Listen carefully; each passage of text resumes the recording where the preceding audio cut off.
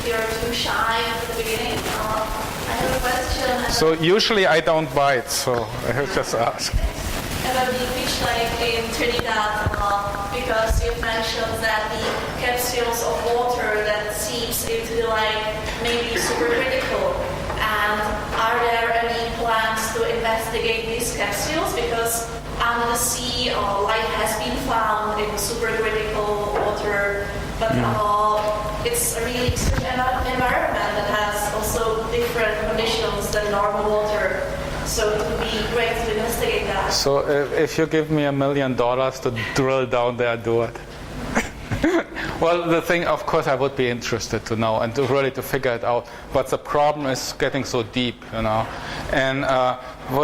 even drilling in the pitch lake is extremely difficult because that stuff comes all the time, flows. And so you see in the surroundings also houses, that are offset, and so because the stuff is all active, and so we wouldn't, if we want to go through, we may be not directly in the asphalt lake, but then drill down. But then if you get to the bottom of it, where that comes from, we have to drill quite far. So of course that is really expensive, and you have to see too.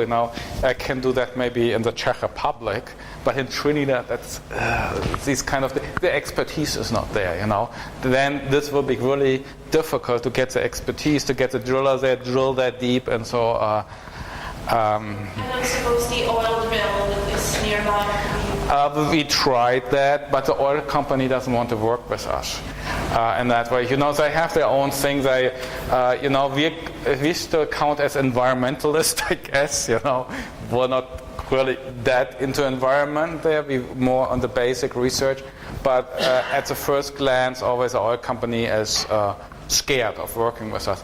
We're trying now to get with the mining companies in the Atacama together to get the deep groundwater, because we want to know what's in the deep groundwater. And that's challenging too, because the mining is, the environmentalists come, and then they come from other countries still, and so if they find something, or that we pollute something, or that we can get in trouble, why take the risk, So it's kind of, we have to build then some trust or something like this, and then work and say, of course we can't say, okay, if they really polluted with mercury, if we find it, then we're in an ethical dilemma too, So we don't want to even find something, but we want to know what lives up down there. And there sits in that which mineral do you use when you extract just the solar DNA and not the free one? You have actually, I didn't do that myself, but one of my group did this, Dirk Wagner, and the whole procedure is described in a paper by Alavi. The best would be if you download the PNAS article, which is open access, and there we explain it in the supplements. And there's also the method description. This is in the Journal of Microbial Methodology also. It's described. But I don't want to try now to explain it because I might get something wrong. So please just look it up. This is the thing too. If you have this huge work group, you have to really rely on the people to do the things too, because you can't know everything. I'm not an expert in everything. Yes? I would like to ask, in the pitch lake you showed that the stuff is black, very viscous and difficult to work with. How do you separate the water droplets that are only microns in size from the asphalt? Basically with a very tiny and very exact syringe, basically sucking out the droplets out of the asphalt. And that was done not in the field but in the lab. We basically take the asphalt sample, take them in the sample, and then extract it. And it's not only science, it's a little bit art. Because the person who did it, it's really difficult. It's and you can think, we have wanted to get a chemical analysis too, and that is very small amounts, The whole thing is really quite challenging there. How do you see that through the Oh, the water droplets you still see, Either some are big enough that you actually see them with your eye, and some of them, if you have a magnifying glass or so, you do see them. That's not that problem. The problem is really to then extract that water and get the pure water out if you want so.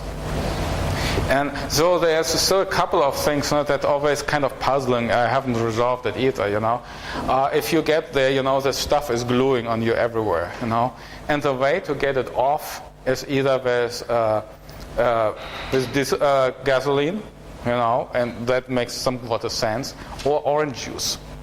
And I don't know why orange juice, it shouldn't work, but orange juice is polar, like water, but it actually works.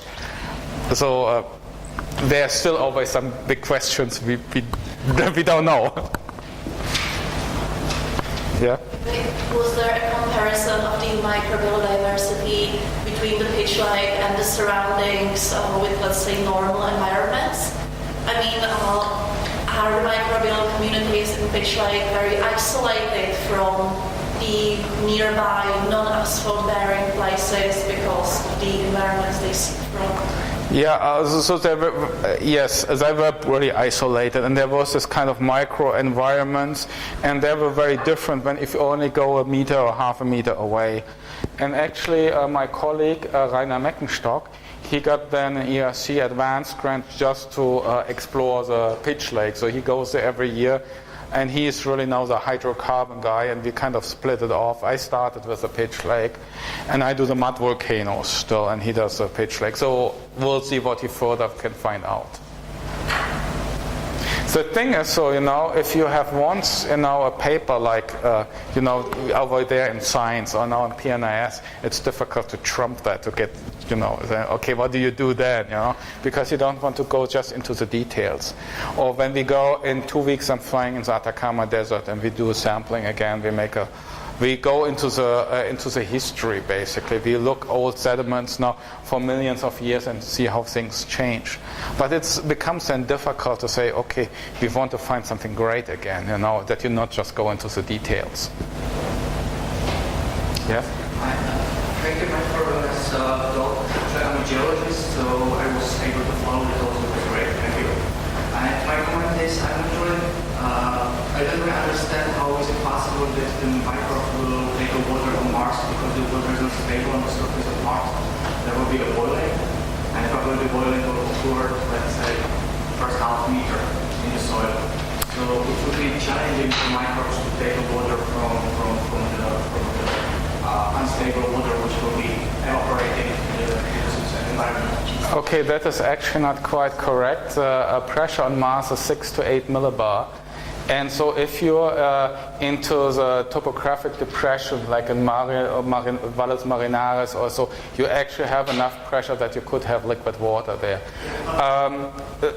Wait a second. And then on the surface, right on the surface, it probably won't work, right? Because you have too much radiation and you have that too. But if you go a little bit into the subsurface, I think there's a good chance that it works. Then you have also special environments like lava tube caves or so, where it goes deeper inside and where you have higher pressure.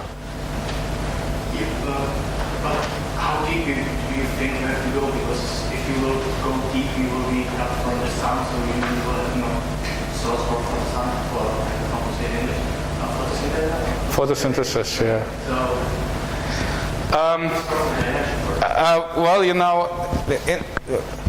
Several people in my group where we're working together think very differently about it. One of my colleagues, Sam Kunavis, who was one of the PIs of the Phoenix mission, he is very conservative. So he thinks it's further deep down or a meter down or something like this at least where they are. I'm actually more controversial in that. I think actually that the microbes may be just a few centimeters below, or maybe in some kind of a horizon like at Yungay in our driest location between 20 and 25 centimeters or something like that.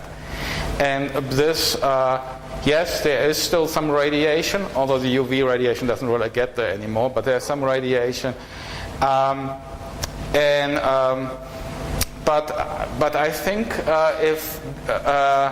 since this is a whole planet, or desert planet, that evolution maybe worked there even better with adaptation to dry environments. And I think with the photosynthesis, you're right.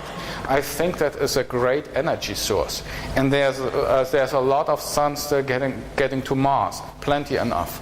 And if you look where life lives on Earth and this kind of, it's like underneath the rocks, even sometimes underneath basalt rocks, but quartz rocks are usually favored. So I think that there's still a way to do it.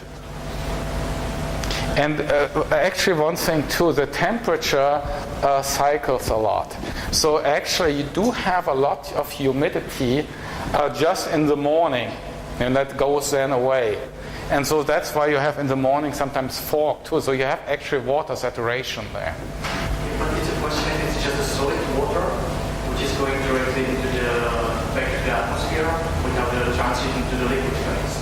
And there are a few papers based on vacuum chamber experiments which are showing that there is probably really low chance to have a liquid water on the surface of Mars, which will be stable for a longer period of time. I mean, like longer than a few seconds. Okay, let me counter this with on Earth. On Earth, liquid water is not stable either. Put a bowl of water somewhere, it will not remain forever there. Okay, that is exaggerated. Maybe a stupid example even. But the point is that from a microbial viewpoint, you don't have to have it long. If you have access, you can right away use it and even store it. I think that there are evolutionary pathways to work with that, if it's just for a small amount of time there. Of course, we have to be objective. You may very well be right and say, okay, that doesn't work. So, I mean, the thing what we have to do is really to go there and figure it out and find out. I think that for some regions, or most regions on Mars, you're probably correct. Yeah. But there are some that are topographically low. There are some special niches, microenvironments, somewhere deeper down in the soil too, where I think it works. Are there microbes there?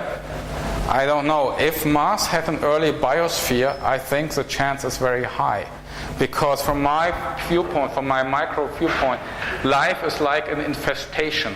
Once you have cockroaches in your living room, you have a hard time to get rid of them, right?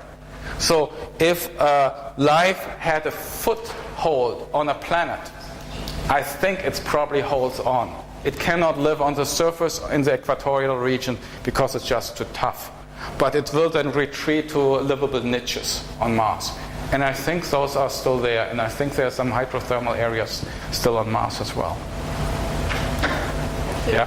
To sort of follow up on the previous question, it's not a question of just pure water, but you've published a paper with the hypothesis that life might use the mixture of water and hydrogen peroxide, which would work better under the cold, arid environments of Mars. And since you're a part of several mission concepts related to Mars exploration, what do you think is the best way to test this hypothesis?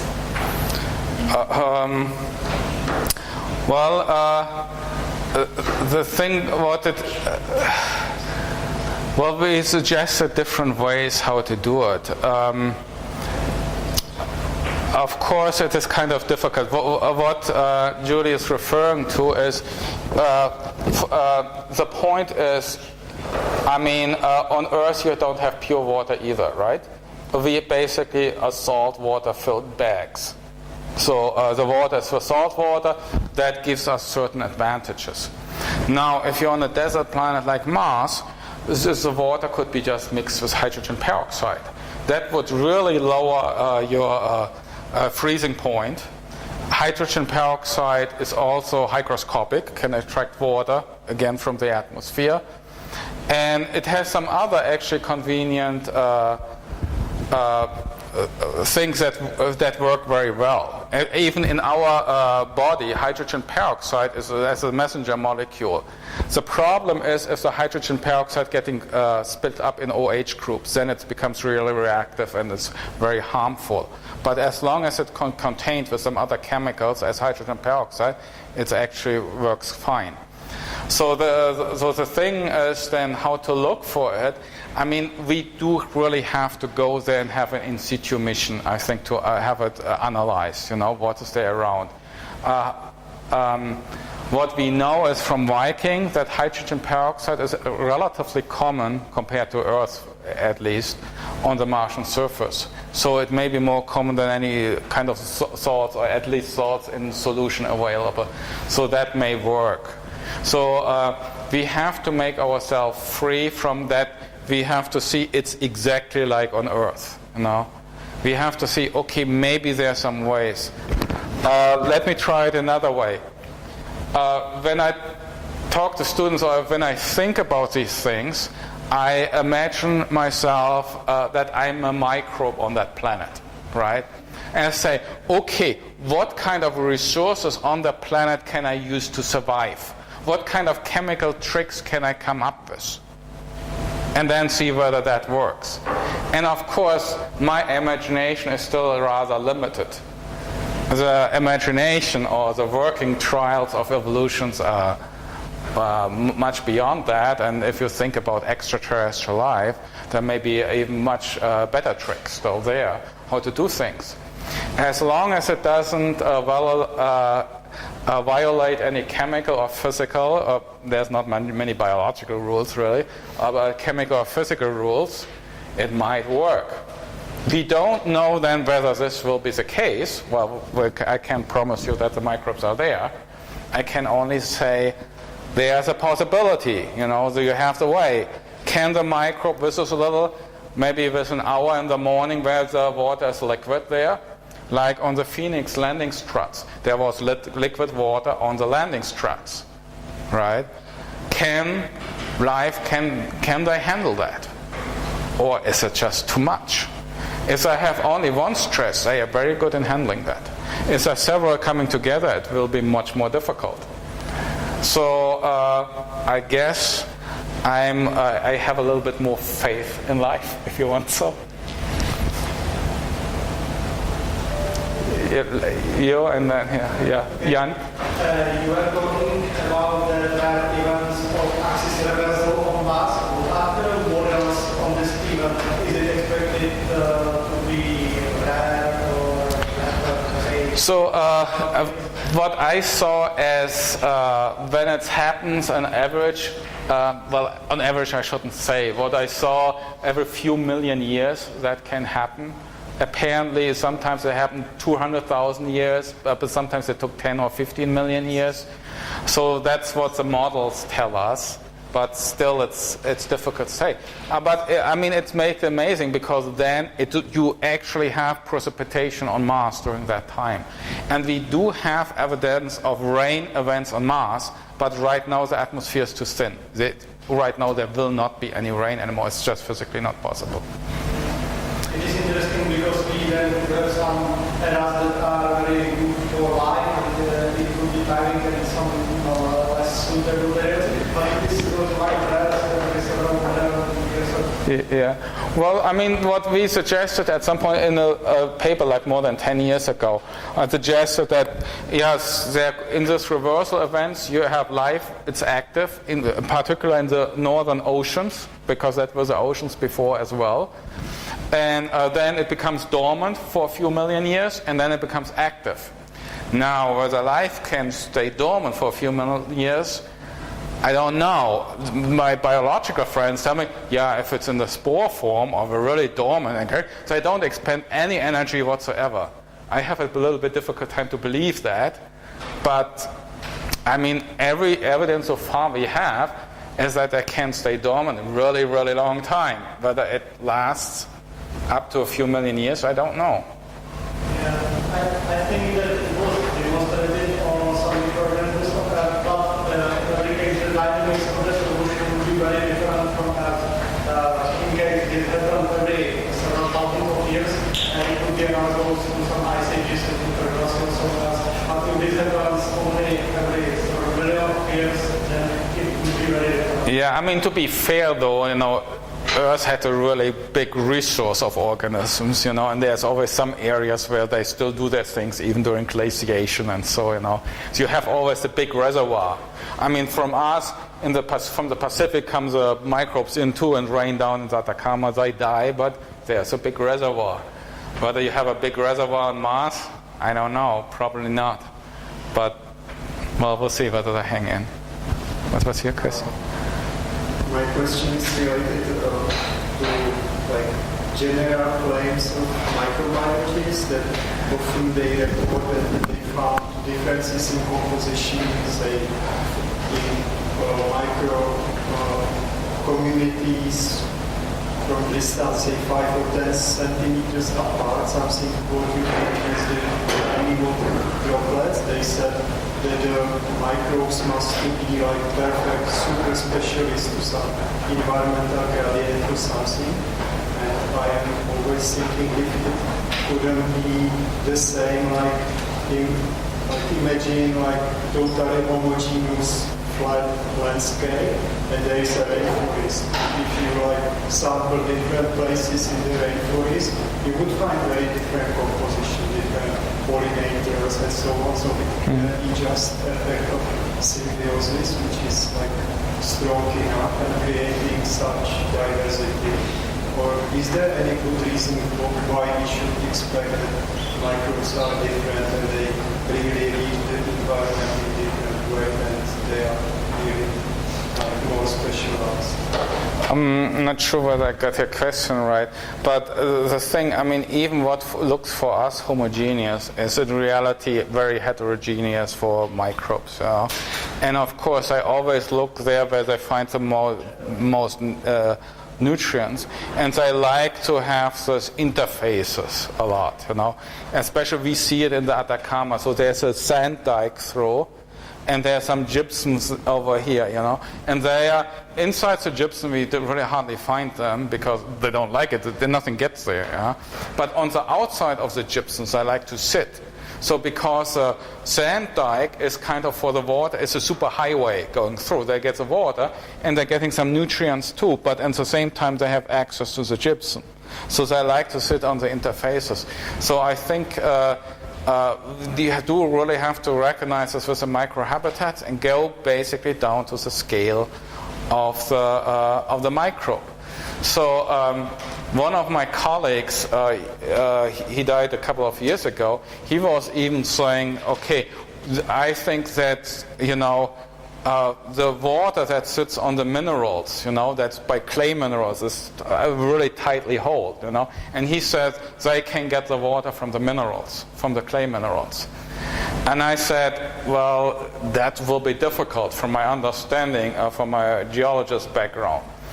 But if you think of a specific experiment, how we can test that, probably with some kinds of isotopes or something like this, we can try it. So he came to a meeting and discussed that, but we couldn't see an experiment how that works really, how we can conclusively prove it. And I said, well, if we cannot conclusively prove it, there's no point of doing it because we can never defend it. Only if we have a good experiment. So, but still the point is, yes, there are microhabitats. We have to really fine-tune it and then understand where they're sitting and how they're interacting with their environment. And there's nothing in the real world that is homogeneous, Yeah. I haven't found anything yet. Because the trees in rainforests are more or less equivalent to settle. It depends on which seed is there. Yeah, However, that is really heterogeneous because the bark is different. Yeah, let me to say that one too. When we sample in the Atacama desert, there is a practical solution problem too, because geneticists and so tell me, well, I need at least a kilogram of soil, to get a DNA out of it, because there's hardly anything in it. Well, of course, their kilogram is different than the kilogram that I get from them, because this is already so much mass, there's no way that it's totally homogeneous. Then from the kilogram, they take some part of it, and some other ones take another part of it. And at the beginning, we did this nice triangle samples, the ideal sampling, the A, B, C, and somewhere in the middle. And so I said, oh, God, this is just a nightmare, And then at some point, this wasn't working. And so we will have some heterogeneity in it, and we'll say in the Atacama maybe it's not as much, but it's still quite a bit, In the rainforest, well, of course, if you go then 2 meters somewhere else, it's what we probably, at least from what lives there, to completely different what lives somewhere else. But it's still different from those that live in the desert, for example. So we have some certain limitations, of course, what we can do. And actually, Julie was there too in the Azores. On the Azores. And when we were there were some hydrothermal vents. And one of the studies that I made there, because I said, well, I don't need another project, I have really enough to do. And that would be, again, a different setting. But I thought, okay, well, let us do that. We saw a wall, a clay wall, that was already clay, all reworked from the hydrothermal stuff. And that was about, 10 meters long and meter high or something like that. And in this one corner, there was yellow spots from sulfur bacteria, green spots from photosynthesizer. There were some red spots. I don't know what the hell that was. But then the black spots and something else, all in an area of 30 centimeters times 10 centimeters, something like this. And I said, okay, we go that way in and get from, in those small area of, 30 centimeters times 15 centimeters or so, we get 5 samples, from the different colors, guys, and we make pictures and see what we get out, and with that we show in a paper how much heterogeneity you actually can have in this kind of same environment or similar environment, how different everything can be. To make that point, really, what you just said. We didn't get the results yet, so we had some issues with that. Yeah. I would like to return to this asphalt-like story. What is your opinion about the hypothesis of deep hot biosphere in the light of current knowledge? Deep hot biosphere. So you mean if you go further down the crust? Asphalt, origin of oil. I think this is a form of fossils. I don't think that it's created a priori by Earth inorganically. Maybe some part is, but I think 99% is fossil. But I am not an expert on that, so that is just my natural bias, being mostly in the field of microbiology, and you will find usually people will prefer the answer in what fields they work, right? So there's a natural bias on it. So from that, that's my a priori opinion, but I'm not an expert in that from the deep stuff. In our stuff, so what we find a lot of fossil stuff with it, and that it seems to be working at least. But that's not really the biosphere, right? That is just, it originates somewhere on the ocean crust there. Yes, but there is an explanation for this, because, and also for this plant remains in Yeah. Okay, I can talk sometime later about it. Even friends in the Azores, we also talked about how other conditions in the Atacama Desert influenced habitability, for example, boulder movement by waves and other, let's say, geologic settings. So is there anything in particular we should take from that to Mars exploration and search for life with probes such as the ExoMars? Well, I, with regard to the boulders, and I actually would like to your opinion on this as a geologist. We had this discussion during workshop, and the geneticist really wanted to. I want to know what's below the boulder. I want to know what's in the next to the boulder in the sun, and what's in the shade. And then what's in between the boulder? And, I don't think we will see a difference, with our genetic methods or something like that. So, and then they wanted to have, to do it at 3 different boulders, God, we don't have so many samples, We have to flash freeze the samples in the field. And so I cut it quite a bit down and just said, okay, we can look beneath the boulder, that might be different. But boulder in the sun, I mean, there's like everywhere, it's just UV radiation, and right on the surface is a killing field. And then in the shade, you don't get so much UV radiation, so maybe the UV damage are there, but I don't think that is anyway from a habitat anywhere a bit different. So we have one sample still with the shade, and we make it based and say, okay, if we really see something, we can at some point later still look into it. I don't know what you think. Yeah, I don't know. But so going with a rover, well, the thing why underneath a boulder is because a Viking actually saw some activity underneath there. Whether it was chemical activity or biological activity, so that's why that is interesting with respect to Mars. Besides the boulder on the shade, on Mars, I think it's all dead on the surface. If you go on the surface, if you're further going down, it doesn't matter whether there's a boulder or not. And of course, we're supposed to, when we're in the field, push the boulder away too. They are pretty big. But looking underneath a rock or so, yes, that is a kind of a microhabitat, and so we will look a little bit into that. But otherwise,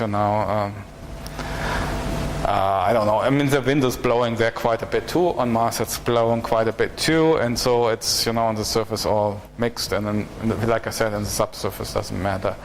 I think when we go with a rover to Mars, we really have to figure out where the microenvironments are, where they can survive, maybe in salt rocks or in lava tube caves, further down where you have a higher atmospheric pressure, or on the valley of Valles Marinares, where you actually have hydrated minerals over there too. And well, one of the things we're looking in what we want to find out, we have the hypothesis in the Atacama environment, and in Mars should apply too. There are some area, when it rains or whatever, it gets moisture. Over in the upper layers, you have gypsum. Okay. Further down, you have anhydrite. And the gypsum seems to be changing into basonite. So gypsum has 2 water molecules, basonite has a half water molecule, and anhydrite is CaSO4, has no water.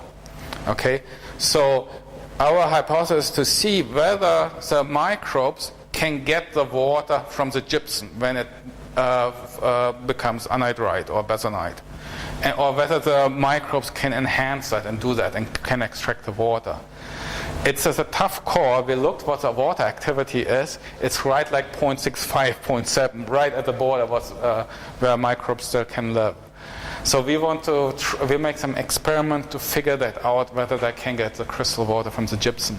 Most people would say no, or but from our initial results that we have there, and you saw maybe the one figure in the PNAS paper from the young guy, 20 to 30 centimeter region, where the ATP stood the same.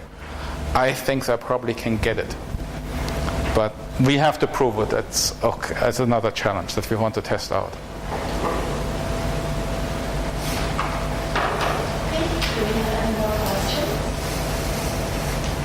I'd like to thank the speaker again for arriving here to Prague and giving the beautiful lecture. And thank you for coming here too.